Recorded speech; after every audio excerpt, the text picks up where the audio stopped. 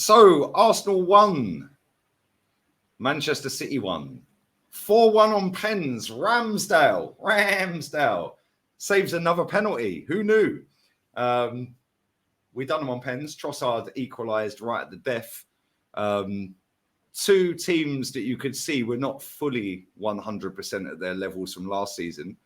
But it was kind of nice not to be spanked by Man City like we normally are. And it was nice to be competitive, nice to have some gilt edge opportunities against them, and nice to actually come out victors against Man City after being pammed by them so many times. And listen, whether it means anything going forward, Jez, we don't know until the end of the season, which is in 10 months. There's going to be a lot of ups and downs, smiles and frowns, angry rants, positive rants. Yeah, some good player ratings, bad player ratings. But ultimately, football is back. It's been a while, mate. First fan cam we've done since 28th of May. How you been? How are you, mate? Mate, I've missed all of this. I seriously have. I said to you, I think yesterday, I need to find something to do because I was so bored. And first thing I'll say to you, Lee, if I may, thank you, mate, for shouting the channel out because I'm very, very close now to 4K. Arsenal history and more. Sub to it right now. The link will be in the description. Arsenal history and more. Podcast tomorrow, 5 p.m. UK time with Jez and Kenny. Thank you, mate. You've been a great supporter to me. And get back to it. Yeah, wow, we beat Man City. You know, it's an indictment statement. But Man City weren't great. Arsenal weren't great. But it's pre-season. We're not quite there yet.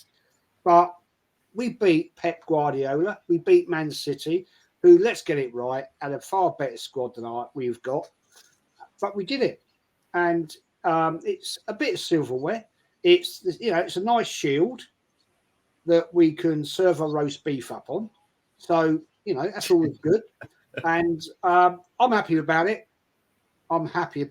It wasn't a great performance, Lee, be fair, but I'll take it. I think that's all we can do. Like, listen, I don't know if you've watched all the pre-season games. I didn't watch all of them, but I think in pre-season so far, from what I've seen, there's been players that I'm like, well, yeah, I kind of solidified, or you've solidified to me that you're an important player. Thomas Partey, for example. Absolutely. Saliba, for example. Yeah. Martinelli and Saka today, I don't think were great, but we know they're going to be important. Martin Odegaard, I don't think was great today, but we know he's going to, them three with Partey behind, that's the core. Yeah. The striker position, we've had a striker issue since RVP left. Let's be real with it. Yeah. We've never really had an elite striker. Alexis Sanchez wasn't really a striker. We haven't had a top banger. And we've still not got that. Kai Havertz, again, didn't really, show me anything that I didn't already know. Declan Rice, I'm buzzing with that signing, by the way. But the one for me out of the three that we signed so far, Timber. Mate, he's so comfortable on the ball, Jez, yeah? Right, and I know you don't watch Ajax, the same as I don't, and 99.99% of our fans don't watch, but they gassed him up into oblivion. But maybe they've just got this one right because he is actually really good on the ball. But not only that, he played centre-back last season. In pre-season, he's played right-back and looked insane. And today, against I wouldn't say a great Man City team, but it was a very good Man City team. It weren't their best team, but it was a very good Man City team. And it's Man City, and it's Wembley. You're in front of 80, 90,000. He was the best player on the pitch. Yeah, and I was shocked he subbed him. What did you make of him, and what have you made of him for 30 million quid or whatever it was? He could be one of the signings of the season. What have you made of him so far? Well, look, I actually watched all of the pre-season games, getting up at stupid o'clock to watch the games in America. Half free to watch Barca. Yeah, I was still out partying. I did watch that, and I really pissed the wife off with that one. But this Jurrien Timber, I knew nothing about him. I won't lie. I don't watch that sort of thing. But Steve Mackler, that is comes in the group chat on Insta. Big up him. He watches every bloody league in the world. And he said to me, Jez, when we were looking at him, he said, Jez, you get in, you've got a class player. Fair play. I respect. Thank you, mate. Steve, for that. Thank you. I think he's brilliant. He was the best player on the Arsenal defence today, without a shadow of a doubt. And I totally agree. And I saw him pre-season. He looked excellent. He's big. He's strong, and that's what we need. And he got subbed off. Fair play for Kieran Tierney, and I see so many people blaming Tierney for that Man City goal. I'm not accepting that. He's come on, been on a minute, slips, goal. Okay, shit happens in life. But no, get back to it. Jurrien Timmerman, I think he's going to be seriously impressive. Mate, I totally agree. And I think that the fact that Arteta's played him right back, he's not played him centre back at all so far, and he was centre back at Ajax. Yeah, like, and when I looked at his stats, and I know stats can be very deceiving, like possession stats, passing stats, all of that going like fantastic. He's in like the top 10 in Europe. Yeah, defensively, centre back wise. Yeah, for me, he's like a mini Saliba. Yeah, he's not as tall and physical as Saliba, but he's so casual on the ball. He's so cool. Drop a shoulder. Don't care if Bernardo's on him. He dropped the shoulder, went around Bernardo today. In his short passing game, his long passing game, cool. Defensive aerial stats, centre back, he was in the bottom 5 for headers. So I'm like, so we've brought him in. We're definitely not playing him centre back. No. Yeah, because he can't win a header. Very similar to how we see Ben White last season from the season before. Ben White looked a liability as centre back. Arteta realised that very quickly and put him out to right back, and he was insane last season. Yeah, it was only we capitulated that he probably didn't get in team of the season. Yeah, Trippier probably, I think it was Trippier got in over him. Yeah, but with this Timber, he's played him right back and left back. Yeah, the guy's so comfortable on the football, it is insane. We're looking at David Raya, so comfortable on the ball. Saliba, comfortable on the ball. Yeah, Gabriel Magalhaes, yeah, okay, he's not so comfortable on the ball, but he's a bit more aggressive, and you sometimes need yin and yang. Yeah. Then you look in midfield, Declan Rice, comfortable on the ball. Thomas Partey, not so much, but he's still a bit more physical, and they complement. Yeah, and I get what Arteta's trying to do. I do actually see that now. Like 2 years ago, we sat here and I was like, I can't see any vision, mate. No. We went into last season, didn't have a Scooby what was going to happen. We were like, no, this guy. Yeah, we can kind of see what he's building. But what do you think? Like, I want to ask you this, yeah, because listen, we've signed Declan Rice, we've signed Havertz, we've signed Timber. We've still got a lot of the older guard there. We've not got rid of many players, only Granit Xhaka, which I do think is a loss to a certain degree, but not a massive loss. Like, we can compensate for that. But I want to ask you, like, today was great. We've won the Shield. It's always nice to beat Man City, especially at Wembley. Yeah, big up to all the fans that went. They've had a day out. Yeah, football's back, and they've seen our team win a trophy. Yeah, whether it's an irrelevant one or not it's irrelevant. We've won a trophy and we've beaten the treble winners, right?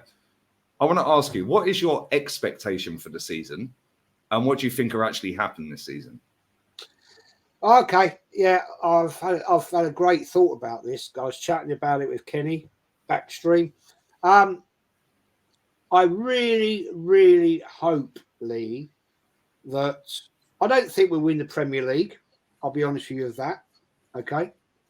I don't think we will. I really, really want Arteta to challenge in the Champions League, because that is all about the fact everybody's been saying top four, Champions League, right? So he's got to go for it now. He's got to go for that Champions League. And what I don't want to see, Lee, is the disrespect that's given to the FA Cup. And I don't want to see the disrespect that's will go for, I still call it the League Cup. It's the Carrier Bag Cup, whatever. But it's let's get it right. The League Cup is a cup that Man City go for every single season. So we need to challenge for it. But I really, really want us to challenge for the FA Cup, because the last 2 seasons we haven't. We've just like thrown it in the bin. And I personally, as a very old history person of the FA Cup, it's one of the most iconic trophies to me personally, and I want us to challenge for it. But I don't think we'll win the Premier League personally. But I want to see him challenge in that Champions League. And if he doesn't, do you think we will? Do you think we will? No, but I want him to try. I want him to try, Lee, with great intensity. No, I don't believe we have the squad for it currently, because we don't have a striker. And if you're going to compete against the big boys, Bayern Munich, PSG, Real Madrid, Barcelona, Juventus, whatever, you need a proper 25-goal-a-man season. We haven't got one. And to pick up on the comment that you made in a couple of streams recently, when we got into the Champions League, and I said it to you as well, we were going to attract world class. Yeah. Well, we haven't, have we? Tell me one player, Lee, that's world class. I don't think we have a world class footballer at our club. No. I think we have borderline potential world class players. Martinelli, Saka. I'm not going to say Timber, it's too early. Yeah, but them two especially. Yeah, Saliba. Yeah, them three. I think they are borderline world class potential. Odegaard you could throw into that bracket as well if he continues from what he did last season. Yeah, and people know my thoughts on him, but we haven't got a world class footballer, and I think Arteta has done that deliberately. But at the same time, I do think I'm more in line with what he's trying to do now, and I'm sure you are as well. From 2 seasons ago, like 2 pre-seasons ago, when we were sat here before last season, yeah, we're sitting there going, "No, we're doomed, mate. We're doomed." Yeah, I think last season's given everyone a lift, but now it's time to deliver. Yeah, whether it be the League Cup, whether it be the FA Cup, whether it be the Champions League, whether it be you have to win something. This season, win or die, mate. Simple as that. Yeah, especially with the amount of money he's spent and all the players he's got in. So it's a big season for him. I'm looking forward to it. But at the same time, I'm just hoping he just don't keep going with this Kai Havertz, hoping it works, because he'll live and die on that sword, mate. Yeah, but today was a good day. We beat Man City. Yeah, and we don't beat them often. So listen, we're gonna do player rating shortly. I've got Matty to do. Go and check out Kenny's fan cam, my fan cam. Check out Arsenal history and more. And me and Jez will be doing player ratings very shortly as well, people. But until then even, we're out of here. We beat City. The Blue Shark. Yeah, the Blue Shark has gone back to a stickleback for now. We're out. Crescent is back. Yeah, come on. Victoria Concordia Crescent. We're out of here, people. Later.